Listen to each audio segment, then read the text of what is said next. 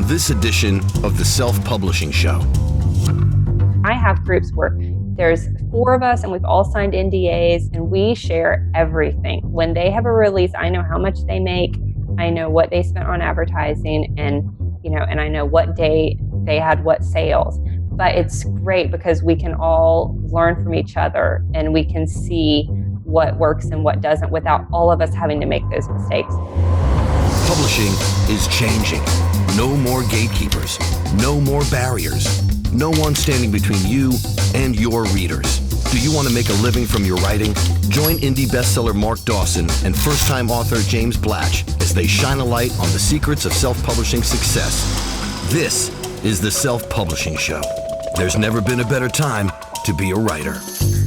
Hello and welcome to the Self-Publishing Show with me, James Blatch. And me, Mark Dawson. How are you, me, Mark Dawson? I'm all right. Yeah, well, we try not to mention the weather, but it's hard not to today because it's lovely outside. So I've just been for a walk. I haven't even had my lunch yet because I got a phone call about 5 minutes ago saying, could we record now rather than in 50 minutes time? So I haven't even eaten today. You bark to my demands. Was that what the dogs do in demand? They sit, stand anyway. They do bark. Yeah, they do bark. I am going to McDonald's, or other fast food restaurants are available, but that's the one I'm going to because Cambridge United are at home, the glorious Premier League football team, except they're not Premier League. All glorious. Because it's holiday time. It's Easter. Happy Easter to you at the moment. Kids are off school, and that is a mixed blessing for us. We get to spend some time with our children, but it also massively interrupts the daily routine of our lives. Yeah, other religious festivals are available. Yeah, happy Hanukkah. Yes, it is busy. I kind of came to the office today and the little complex where my rooms are was locked because everyone else is having a holiday. But not us. Not me. Too much to do. Too much to do. Well, you are going to... Now, you haven't heard Alessandra Torre's interview because I've just recorded it with her. And I think you're going to really enjoy it because there's a lot of parallels between the two of you. She's talking about the things she would have done differently. And I can hear you saying almost word for word about a few of them.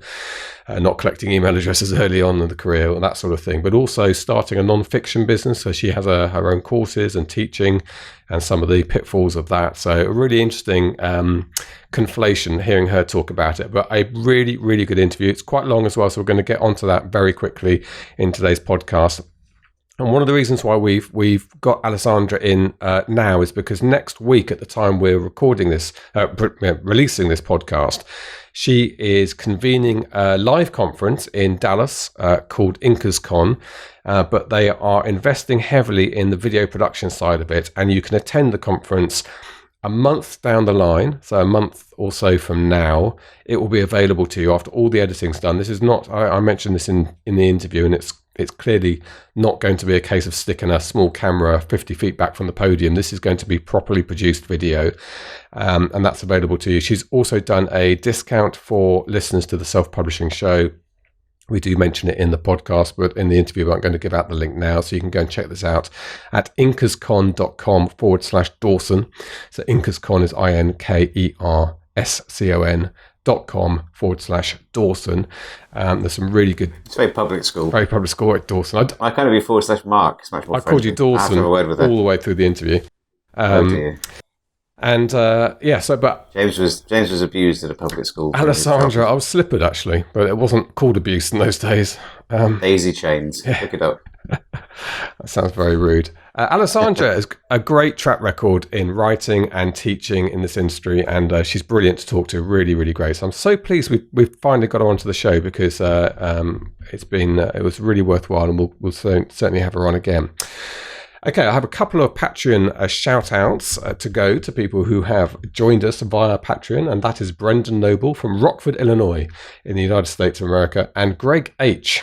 The mysterious, enigmatic Greg H. has also joined us, so thank you very much indeed. You can join us too. You get a shout-out on the Self-Publishing Show, and you get access to all sorts of goodies if you go to patreon.com/self-publishing show. You can support us for as little as $1 an episode and as much as $3 an episode. And the best thing you get from that, without question, in my view, is access to the SPFU, the Self-Publishing Formula University, not a real university, where we are building a repository of very good instructional webinars teaching you various aspects of this industry. And I've just added in, it's in 2 places now, but there were some calls for it. I've just added into the SPFU the GDPR podcast episode as a place people who can easily go and hear the various arguments around GDPR and get some ideas for that. But let's not mention GDPR again because it makes Mark shiver. Good. Next week is a book lab episode. We are featuring Michael Parker, whose book The Boy from Berlin has been put into the laboratory, and that is coming up. It's a very interesting one. I would say quite a lot of criticism, critique-ness coming Michael's way, and then of course Michael reacts to that at the end of it. So it's an interesting, intriguing one, but it's a learning experience for Michael, a learning experience for us, particularly those of us starting out in our careers. That's next week's episode.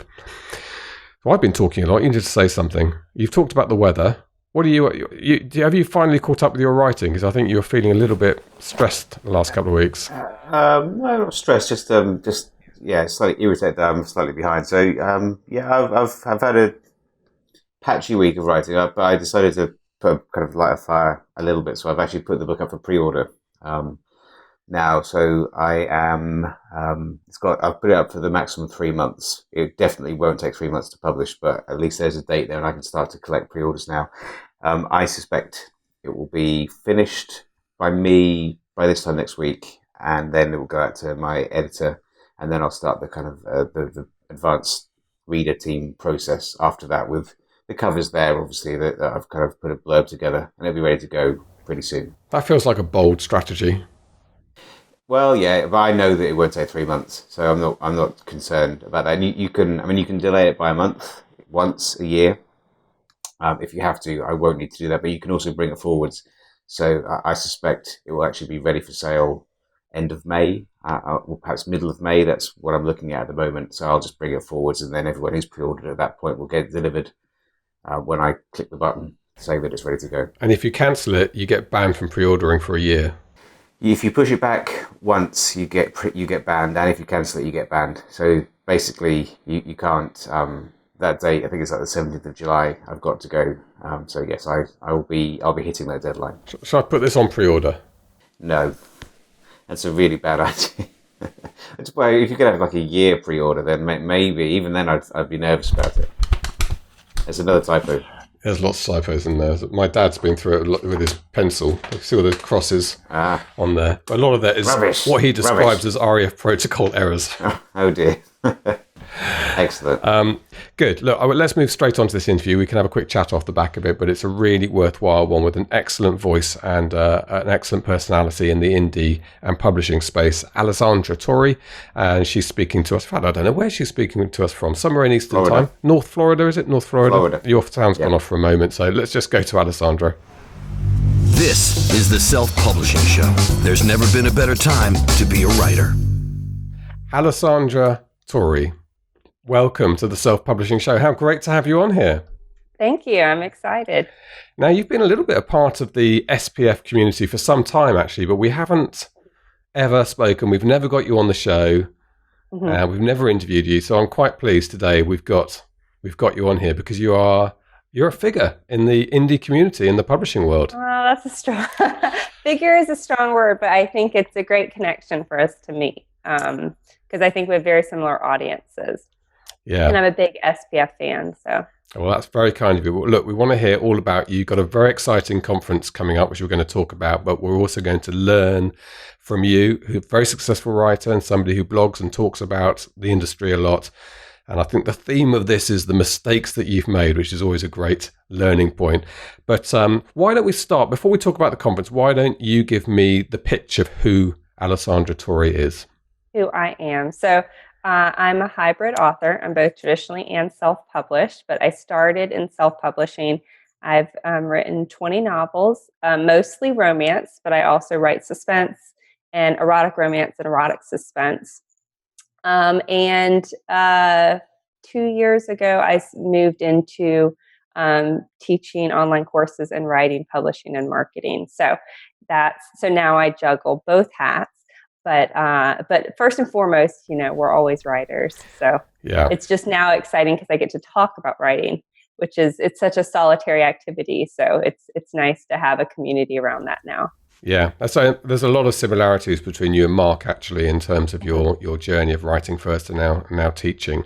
And I don't know if you're feeling the same thing that we're feeling at the moment. Maybe in the last 12 months, there just seems to have been this sudden growth, this sudden spurt that the opportunities available for indie publishing are suddenly spread up to the next level. Are you feeling that as well? Yeah, the barriers, especially like there used to be so much that you had to have a traditional publisher for. There was still like that old school rules, that kept us out of bookstores and kept us out of everything. But now we've really taken over. You're seeing like in romance, especially, it is hard to get a romance print deal because it's not a profitable segment for them anymore. Like they're just not investing in romance because indies have taken over so much and it's hard for them to compete with us.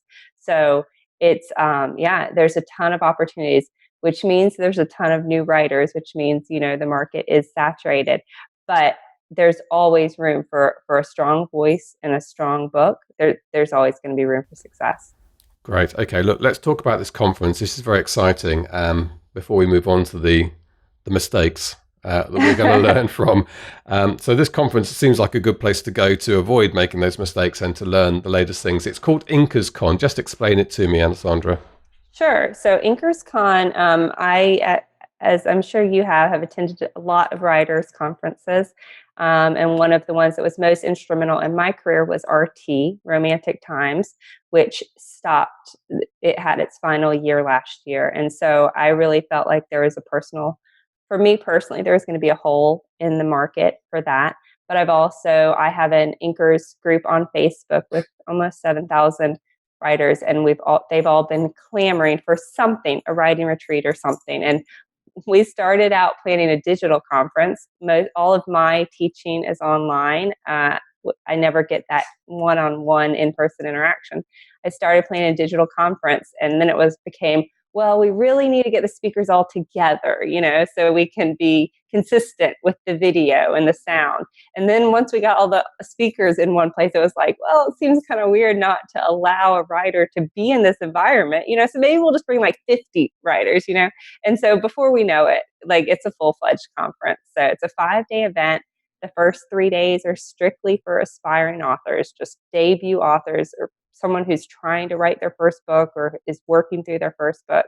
And that's the boot camp. And that's really just one-on-one. Like we have one instructor for every 3 students.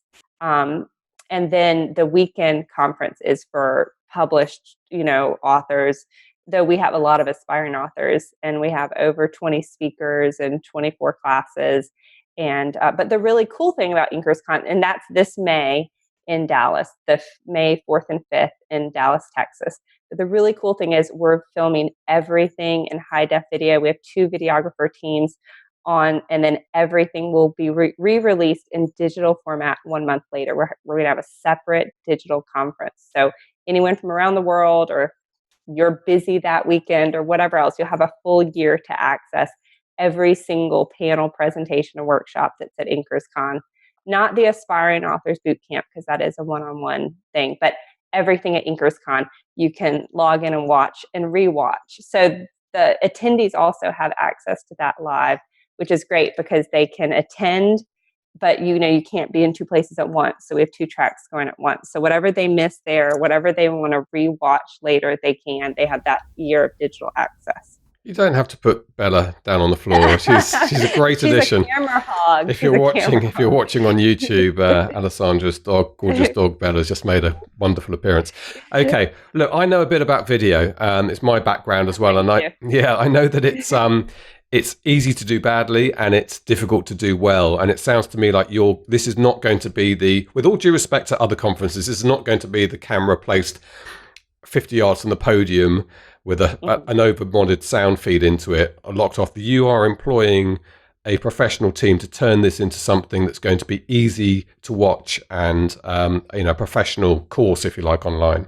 Yeah, and that's one of the reasons it's a month in between the live conference and the digital, is because we'll have 2 at every presentation. We'll have 2 cameramen plus the AV team, and then we have to add in the PowerPoint presentation later, so that those who are watching can see the PowerPoint presentation and the speaker at the same time, and add, closed captioning and all of those things. So yeah, it's been a learning experience because I wasn't even really familiar with videography other than what I've tried to do at home, with our courses. So I'm really excited. Just everything, the lighting. I mean, we have these huge lighting, from far away, and you have to have a headlight and all this stuff for glare.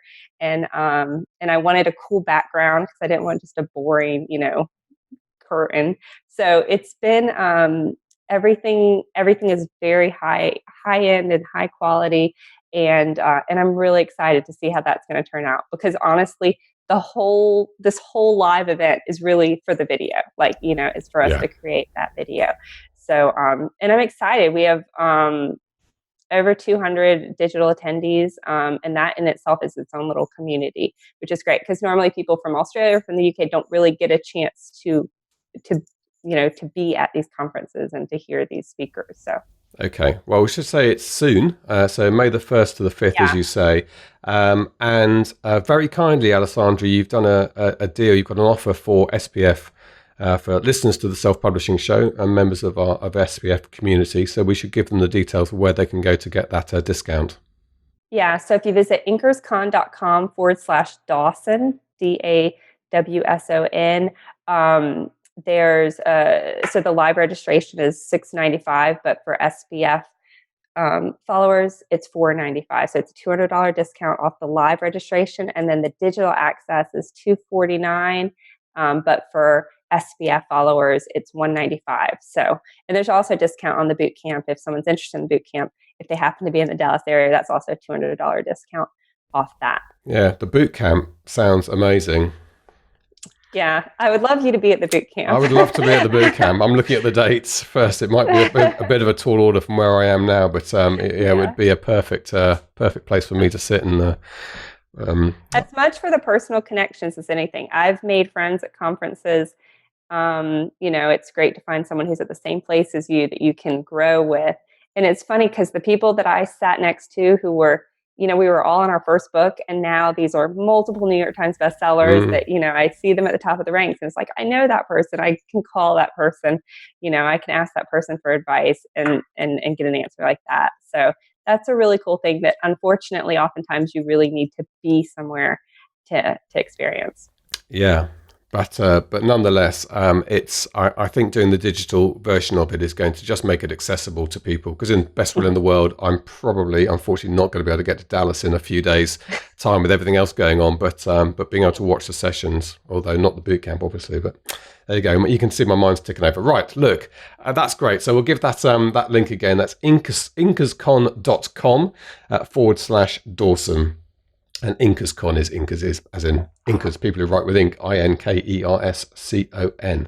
Sounds brilliant, and we'll touch on it again before we finish the interview to remind people where to go. But let's move on to our learning from your mistakes, Alessandra, which is a pretty good thing to do. So I think you've identified 6 key things that you perhaps would have done differently to get to where you are.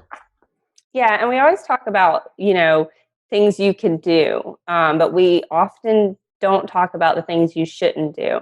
And I've had a great career. I've made a lot of money. I have a lot of readers, but there are, looking back, 6 things I would have done differently.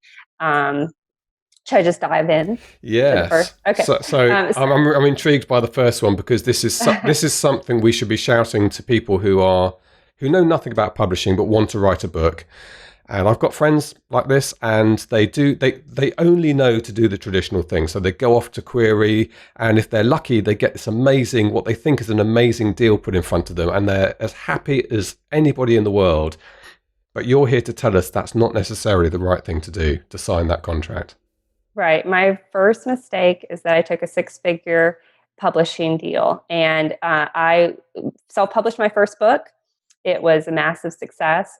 And a slow but massive success. And I immediately, 3 months after pub, got my book went to auction, and we sold it for multiple 6 figures to Harlequin. and it was actually in a 2-book deal, it and the sequel. So at the time, I mean, I thought I was making good money, but I wasn't making that kind of money. And I thought, this is amazing. And this is the dream that everybody wants, right? Like a traditional deal. So I took it. And the reason why that was a mistake, in one way, it was great because it really gave me a lot of cash that I could use to then say, okay, this is my new career. I am not going back to work. I'm going to write, and this is my job now. So it gave me that security, financial security to move forward. But the issue that this is the big issue. The issue is that I sold them my first book and my second book, which were book 1 and 2 of a series. So I then wrote a third book in that series. So I have written 2 trilogies. Both are owned by traditional publishers. So I could have made myself, as with everything you can do with this series, especially a continuing series. And that's what this was. It was one couple and that had 3 books. I could have made so much more money on my own. And that could be a tool in my tool belt that I could use continually to bring new readers. It is one of my readers' favorite series. Whenever I ask my readers their favorite series, it's that series, and I have absolutely zero control over it. They've republished it 3 different times under 3 different ISBN numbers. They change the cover constantly. I can't organize a sale with them. I have no control over that series. And readers ask me all the time to write a 4th book in that series. And I'd love to, but I can't do that until I buy back those rights, because I'm not going to invest more in this couple that I have no control over. So I am trying to buy back that. It would involve me writing a very big check. And that is something that, every time I come close to that, I'm like, oh, I don't know. But if I did everything again, I would keep that control for 2 reasons. One, they published the sequel, the second book in that series, 18 months after the first one, even though they had it in the can. They could have pubbed it a year before they did, but that 18-month gap killed that second book.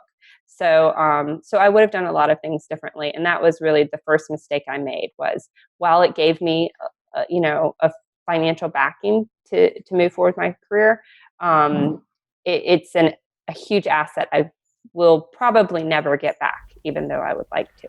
Sure. And a lot of it's the control for you. It's these sort of, sounds slightly poncy way of saying it, but the artistic control. This is your creation, your content, and now you're at arm's length from it. And that, I can feel the frustration. Yeah, and if it wasn't a series, I would just write off those 2 books, and just they would be their own thing. But because it's a series, it is such a powerful tool that I might as well just not even have. Yeah. Do you, on the financial side, 2 sides to this, I'll ask you about the buyout in a minute, but financially, have you sat down with a spreadsheet and thought, had you not traditional published it, you would have made more money as a self-publisher? I would have made more money as a self-publisher. It's hard to know how much money, because I don't own a single series. So everything I know about series and incomes comes from watching Mark's videos or having friends who have trilogies or longer series, and knowing what they can do with First Free or with a book club on book 1 or things like that. I've never been able to do that myself because all of my other books are standalones. So, but that's, so it's hard to know exactly, but I know what a new release could do on book 4. And I know if I had properly done it myself, what I could have done. My book 3 in that series was a complete flop, where at that point in my career, I should have, on that book itself, I should have made $150,000, and instead I made like 30. Okay. So, and in terms of the buyout, I mean, is this is possible then? So you've had a negotiation with the company, because some people are in this position and say that the publishers don't even entertain the idea with them. Oh, well, my other trilogy, which is with Hachette, I mean, that book has earned out its buyout. I haven't even approached them about buying it back because it's a profitable book for them, and But I feel, to answer your question, I haven't had that conversation with Harlequin. I've had that conversation with my agent, and we've looked at what's owed back on my advance. And I feel confident if I paid them that money back, they've made the money that they've paid me. But, when you look at the royalty statements, I still owe them several $100,000. And I feel confident that looking at what it is now earning, they're not even printing the second book in POD. I don't understand why, but so they're not making any money off the second book off their own choice. But I feel confident if I wrote them a check for $200,000 that they would give me those two books happily. At this point, I have to really decide if it's worth $200,000. I can imagine you'd have to quietly mortgage the house one night without anyone knowing. Okay, look, that's mistake number one, and it's a counterintuitive one, I think, for a lot of people who don't know a lot about how the industry is changing at the moment and the choice that's available to you. So it's a really, really good learning point. And just on a side, I don't want to harp on this too much, but that I had a great deal, right? Like that kind of money is very hard to get for a day. At the time, I was a debut self-published author, and it was a book that had already pubbed. They don't even do that anymore, But most of my students that are coming to me with deals, very excited about these deals. 90% of the traditional deals, I would say, do not take this deal. So do not chase the prestige of a traditional deal. Do not chase what you think is a big step in your career. Unless they're going to do massive things with this book, I would not take the deal. And I have a book right now that's out on submission. And unless I get something that I think is going to be the next Gone Girl, you know what I mean? I don't want to take that traditional deal because it's not worth it for me. So, but there are traditional deals that are the right move, but 90% of them in this market right now, I'd walk away from.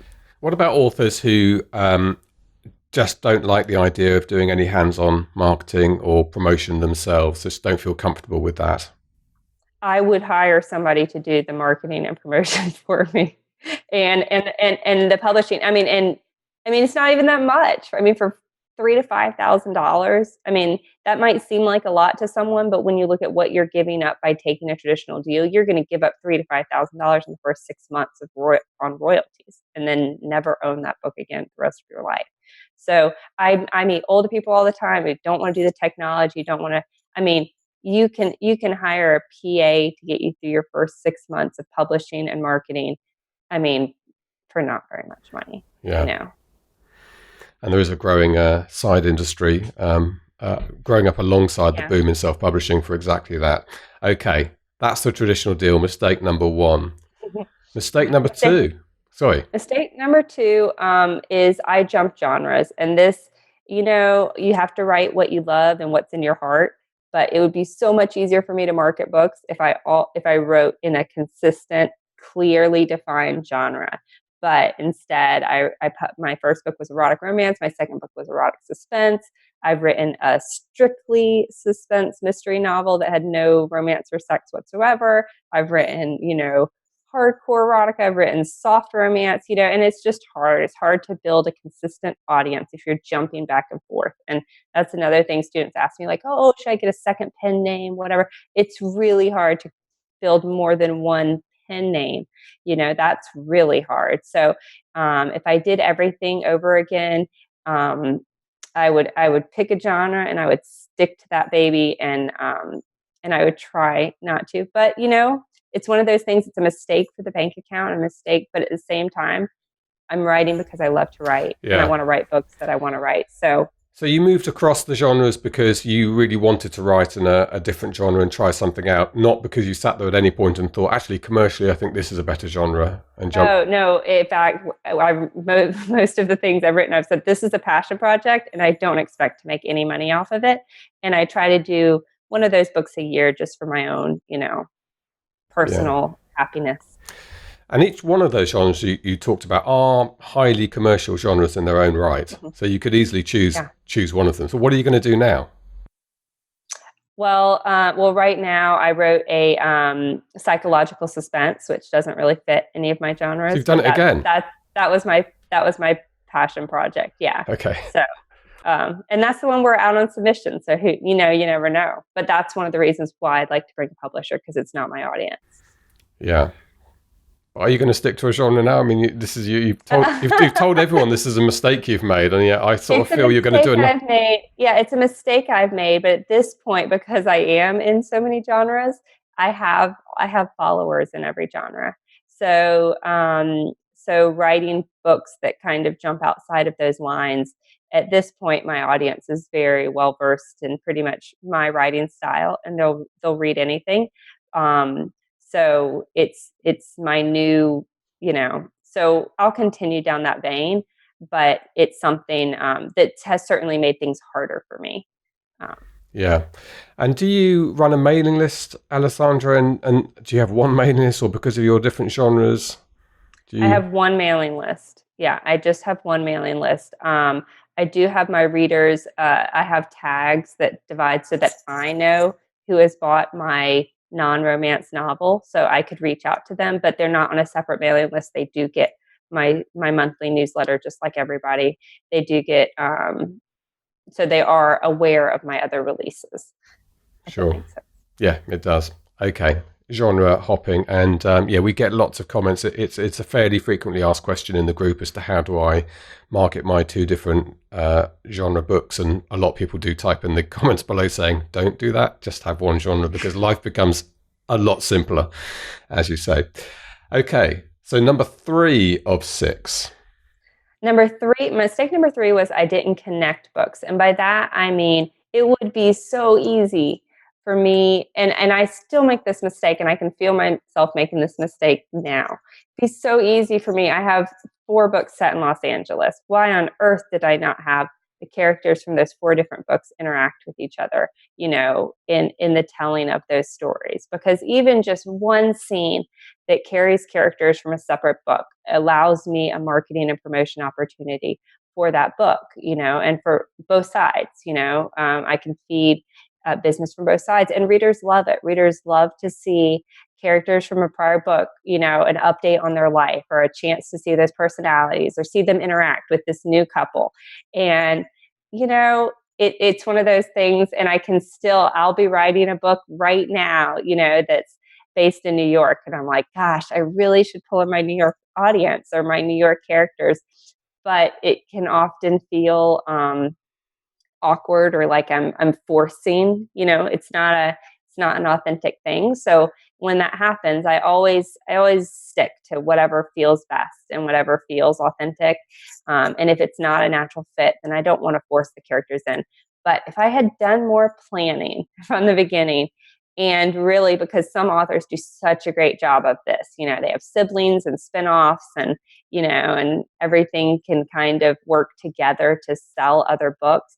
But instead, I've been in this rut of standalones where each character is in their own world that doesn't involve any other characters, and that circles back to me not having series. And if so, I don't have that opportunity that a lot of authors do have.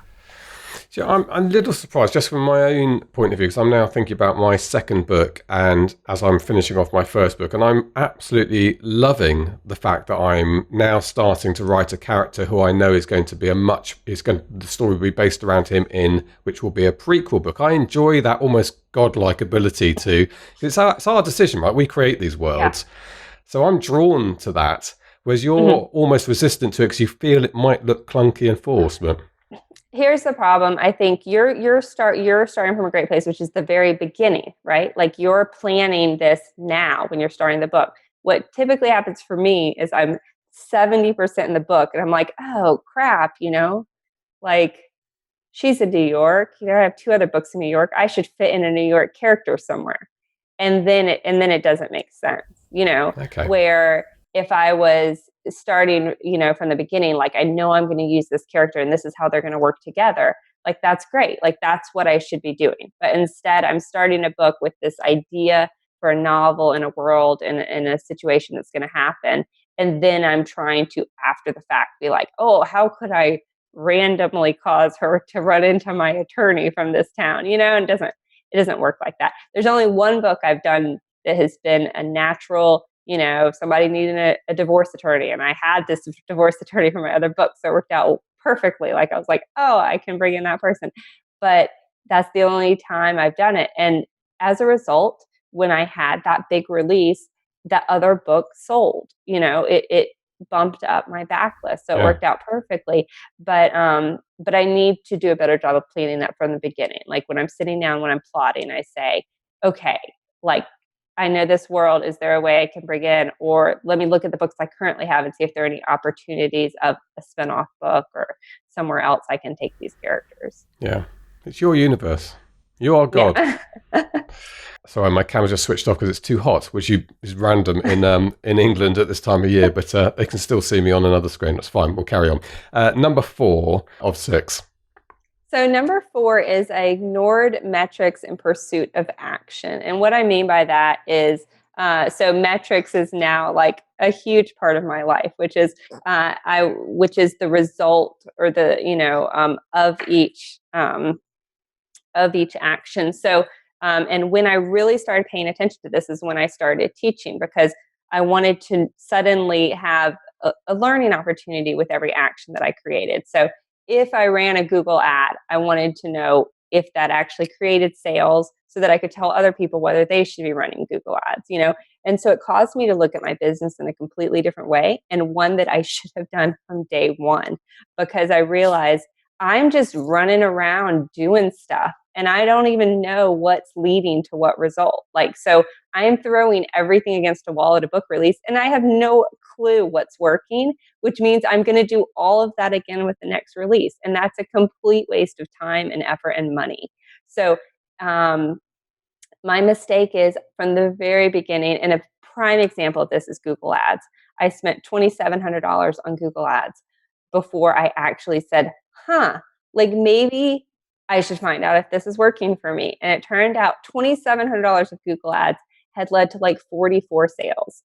Okay. So it was like I was spending $112 on every sale that I was making through Google Ads. And, had I looked at that at week 2 of Google Ads, I could have stopped that. I could have moved that money somewhere else and spent it on something else. So if you are going to make the effort to do something, put in a trackable result as best you can. And one of the ways I do this all the time is on my backlist. I'll do a newsletter list, or I'll run a quiet sale that I don't tell anyone about, and over a month-long period, and I'll test newsletter, these $20 or $50 newsletter lists that you can pay to be on, and I'll run them, 3 or 4 days apart over the month. And then I'll look at my graph and see, okay, which of these actually made a result? And then I'll put those on my good list so that when I do have a big sale or something that I'm pushing, I know what is actually effective, what reaches my audience, and what doesn't. So.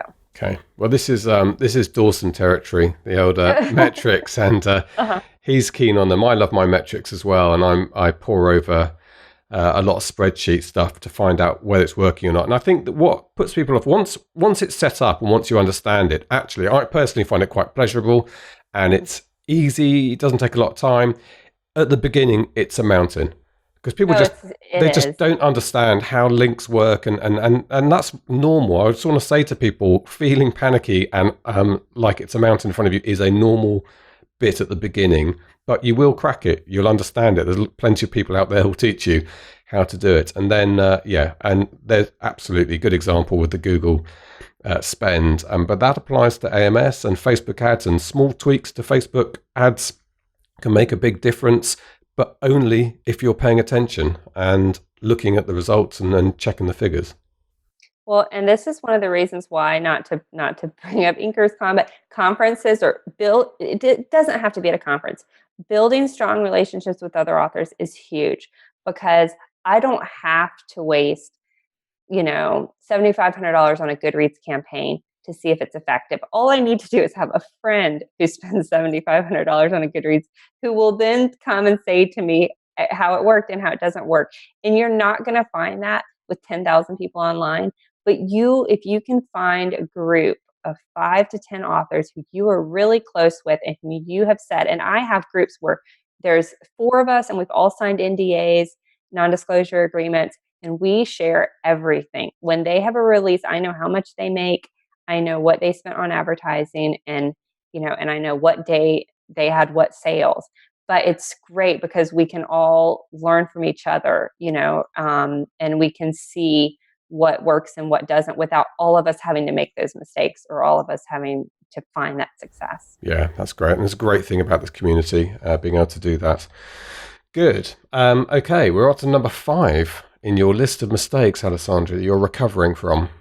Number 5, and this sounds differently than what I'm about to say, but I didn't start with a base. And I'm not talking about a base of readers.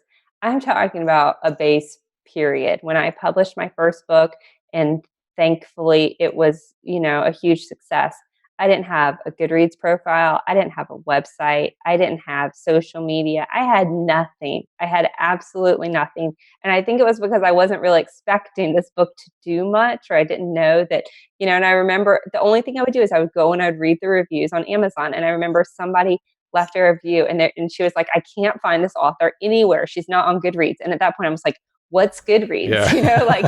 That was where I was coming from. So I Googled Goodreads. I'm like, oh, okay, I'll create an account on Goodreads. And then I wanted to reply to that Amazon review and be like, I'm on Goodreads now, which of course I didn't. But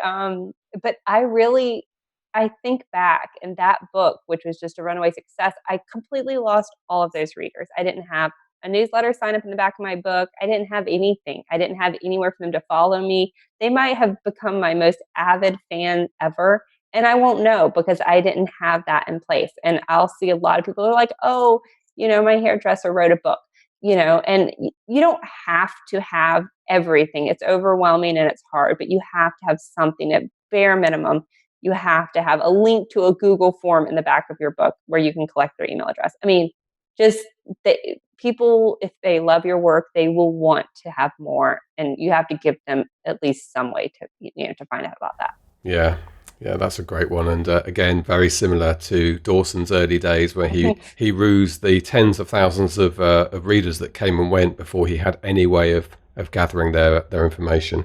And people sometimes, I had yesterday a query on an email to us saying, I've written my first book, I'm doing my second. Do you think I should be starting a mailing list now or leaving it for a bit? I'm thinking, no, I haven't published. Exactly. I haven't even published my book, and believe me, my mailing list is out there and growing. It's a little bit easier, I think, for in the Dawson and your early days. You were pioneers, and today you and Mark, for instance, are people who provide a lot of how-to information. So it's a little bit easier for people my generation. Yeah, it's there now. In 2012, people were still unfamiliar with I had no idea what self-publishing was. I mean, I just happened upon a lunch conversation, told me about it. And had it not been for that lunch conversation, I never would have written a book. I mean, because I wasn't going to query. I wasn't going to go through all that, So yeah, it was in its infancy. And I remember Googling how to advertise books. With my first book, when it succeeded, I was on the phone with Google Ads. That was the only thing I knew was oh, I'll do a Google ad. And we were trying to do search results, ads. So there just wasn't. Now there's so much more. There's so much more, which is great, but it's also a huge amount of information. Yes, it is. It does need to be taken in bite-sized chunks, but it is doable. We both know people who are not technically savvy, who are primarily writers and never imagined they would be opening a spreadsheet, but they're doing it now and they're enjoying it and they've been converted by this. But Google Ads, which you mentioned several times, we don't teach them. I'm sure you don't instruct. No. They just don't work for books, and they work if you're selling combine harvesters, I guess, or something that costs $100,000. But I can't make Google work. Price point, it's too low. Yeah, it really is. And honestly, I haven't even seen success with it with my courses, which is a higher price point, because it seems like there's so many bots. I think that's what it is. I think it's just a ridiculous amount of bots. That's interesting, actually, because I'm thinking about it for the pure reason that YouTube ads do work for us. I mean, they're much more variable than other ads, but they do work for the courses, not for books. They work for the courses. And I'm thinking about upping our spend with Google because they've changed the criteria on getting some access to some of the features, like uploading your own audience to YouTube, which is crucial for its efficiency. So literally, I'm thinking about running Google AdWords just to waste money so I can get my spend up, which is, it says a lot about that platform. Okay, I think we've got to number 6. Yep. So last but not least, I started a second business, and I recently was reading a book, gosh, I can't remember I can't believe I've forgotten her name. But I was reading a book, and she was talking about if each day you get up and you have 5 kicks of a soccer ball, right? Like that's all you can fit in that day is 5 kicks of a soccer ball. And you have 2 soccer balls on the field, which is what I am right now. I have my writing career and I have my teaching career. So I only have 5 kicks of a soccer ball. So I can divide it between the 2, or I can use it to focus on one. And a soccer ball is going to move so much further down that field if you just have one soccer ball and each day you kick that soccer ball 5 kicks. So that's sort of what I love teaching. But if I see a lot of people who start side businesses in the author career, and if you're also doing editing, or you're also doing cover design, or you're promoting other authors or whatever, or you're starting a blog to do whatever, or a YouTube channel, or even something like that, like again, I love teaching because I need both in my life. Really, it helps me compartmentalize, but it definitely has taken away income from my writing career because I can't focus on novels all the day. With all the prep we've done for InkersCon, I haven't written, a chapter in a book in a month, So if I look back at mistakes I made in my writing career, that has stopped, my book's success to a certain point, because it is a second, it's a second thing in my life, and it's not. And by all means, I am not saying quit your day job and become a full-time writer, because there can be a lot of people are on that thing like, oh, I have a job. Stop writing full time puts so much pressure on you and on your books to succeed. So I don't suggest anyone do that unless they're really strongly in a position where they can do that. But for me as a full-time writer, I'm almost not a full-time writer right now because my courses and the conference take up so much of my time. And I would be more successful as a writer if I wasn't teaching. But that's, again, it's one of those, it's a mistake, but it's a mistake I happily make for my own. I make so much money, I don't yeah, for your bank balance. It's not the worst mistake. I want to be happy. Yes. Well, I don't want Dawson to hear this answer because his side hustle is my first business. I don't want him. But I know for a fact when we work closely together, and when he is at his most stressed about things, it's when he doesn't have time to concentrate on his books because the SPF work becomes overwhelming. But his answer, and I'm trying to manage this with him, is to bring in more people, increase the size of our team, keep him as a kind of strategic decision maker, less hands-on. Is that an option for you? Yeah, so I do have a team now, and that helps. And I think part of it's I really just enjoy it so much, So and definitely a huge thing this year has been InkersCon, because for me it's something that's really important to me personally. So I have made myself the ringleader of that, which I didn't need to do, but all of the speakers are friends of mine, and a lot of the readers are my students. A lot of the attendees are my students. So it's something that I have made into a full-time job when I could have just turned it over to a team. So I need to be better about that. And I am becoming better about that. But I should probably go down. Mark is really great at having experts on his classes, and he's not the sole voice of his classes. For me, in my classes, I am that person in front of the camera every day, or not every day, but when we record those. So, but I am starting to transition that as my team becomes more capable, and my team is made up of mostly business people, so they're not in the author world. But now, through the last year and a half, they have become, their own experts in the author world. So I can really move more stuff onto them.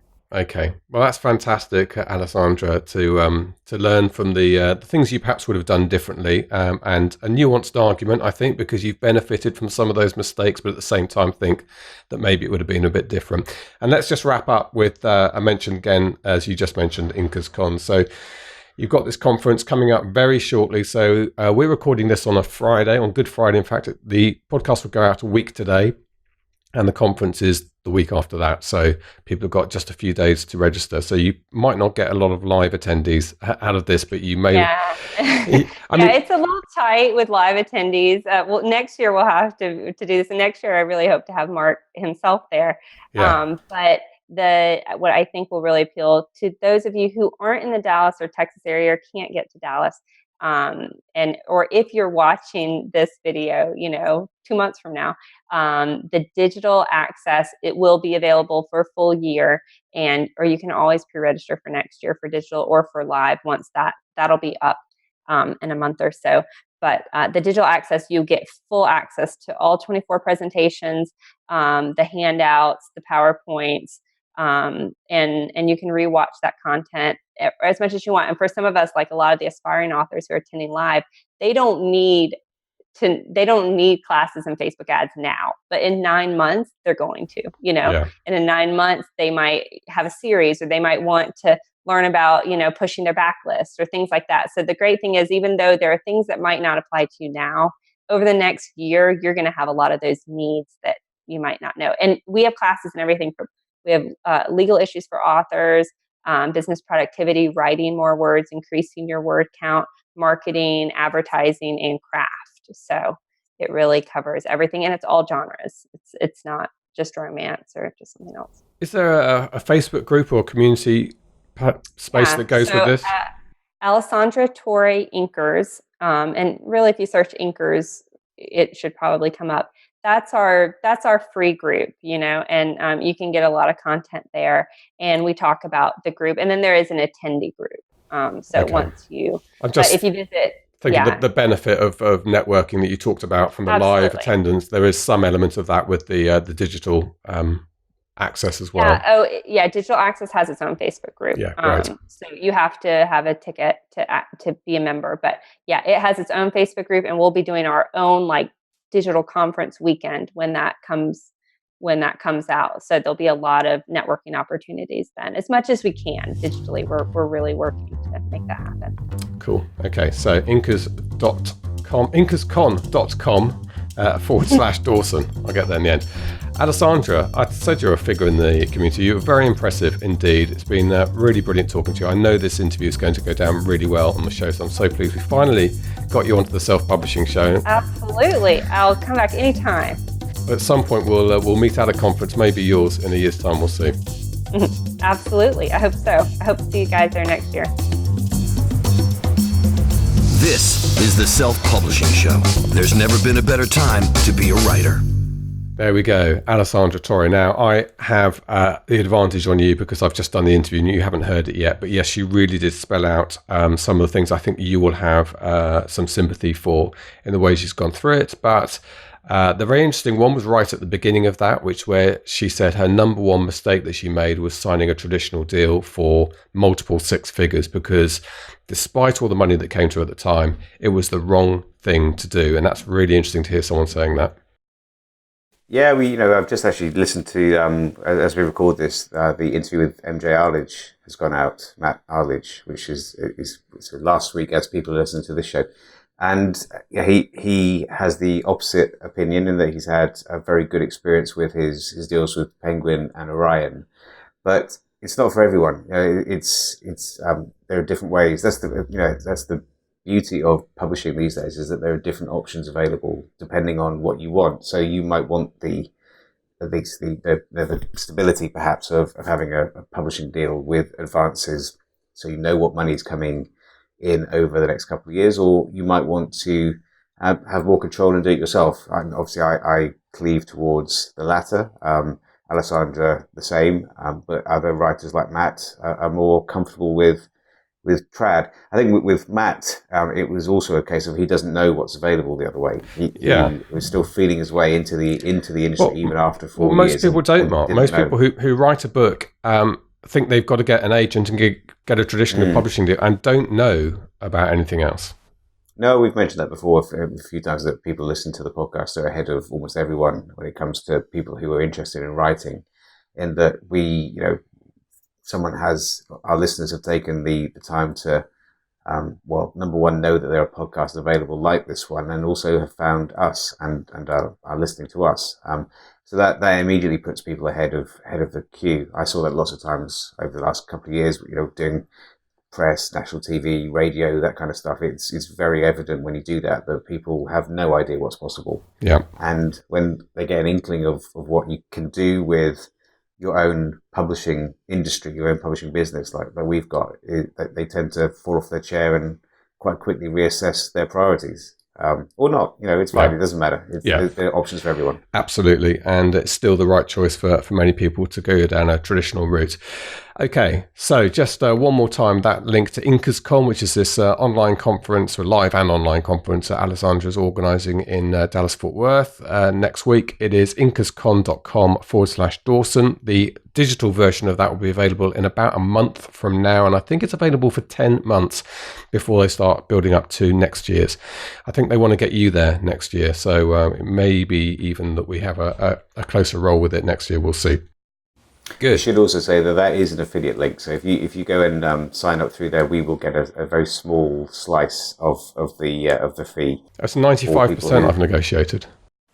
Exactly. No, it's a good. I've seen the agenda, and there are some interesting speakers there. So it's definitely one that I wouldn't have a problem in recommending that. And Alessandra is the real deal. So very happy to put that out to our audience as well. She is. Okay, look, we have a big episode next week, and we may even be wearing the same clothes for it, which is Book Lab number 5. So we look forward to seeing you then. Thank you so much indeed for joining us this week. It's a goodbye from me. And a goodbye from him. Goodbye. Get show notes, the podcast archive, and free resources to boost your writing career at selfpublishingshow.com. Join our thriving Facebook group at selfpublishingshow.com/Facebook. Support the show at patreon.com/selfpublishingshow. And join us next week for more help and inspiration so that you can make your mark as a successful indie author. Publishing is changing, so get your words into the world and join the revolution with the Self-Publishing Show.